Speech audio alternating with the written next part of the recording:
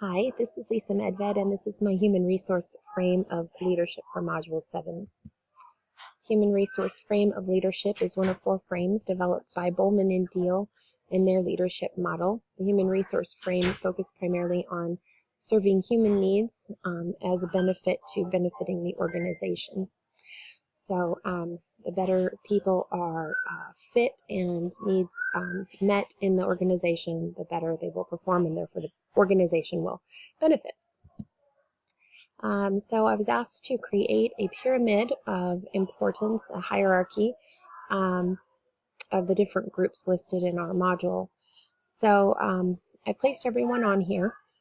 Every group on here I feel is essential to the life of the school, but there does need to be a hierarchy because there will be times when decisions must be made and the needs of one group will need to be placed above the needs of another group. So at the top of my pyramid, as listed in the module, I place the principal. Principal is at the top as far as importance because of decision making and responsibility over the other groups. However, I also felt that the principal, if we're looking at need or importance, also should go to the bottom because my needs as a principal will need to come last if they do not align with the best interest of one of the groups that would be above me. So that's where I have the principal in a couple places. Students are the highest priority in the school. Their needs are placed above all others. That's who we're here to serve. And I also include parents in that group because students and parents often come with the same needs. Parents often have needs that mirror what the students need, not always, but students and parents come hand in hand, and so their needs should be the highest priority in the school. The next group is teachers. Teachers are the ones that work most directly with students, and they are the reason students will receive a good education. So the needs of the teachers need to be a priority to me. Because if their needs aren't being met, then they're not going to be able to effectively reach my students. The next group is student-teacher support staff. I included in here paraprofessionals, office staff who support both teachers and students, and cooks who support both teachers and students. They work directly with teachers and students, and they help to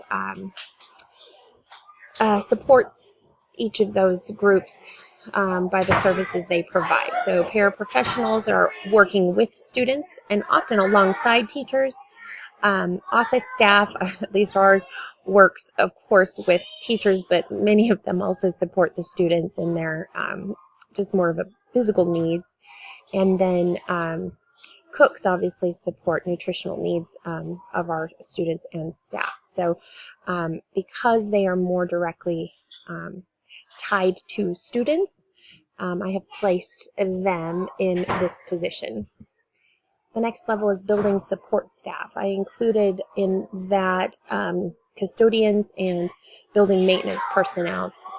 This group is a very important group because if our building isn't working right, then students are not being instructed in the best possible environment. So they do provide a service that directly affects students. They generally aren't working with students directly, but their service definitely affects students directly. So that is where I put them. And then finally the community. And I included in this group alumni. I included local business partners, local officials, police, fire, and any politicians in the area.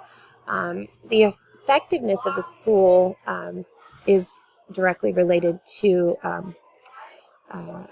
often its partnership with community members. So I'm certainly not going to place the needs of community members above the needs of my students, but they are very important in that their involvement will directly affect students in one way or another. So I put them there. And again, of course, there I am again at the bottom because if my needs and desires are not matching the needs of the other members of this pyramid, then they need to come last. So these are the resources I used, and thank you for watching.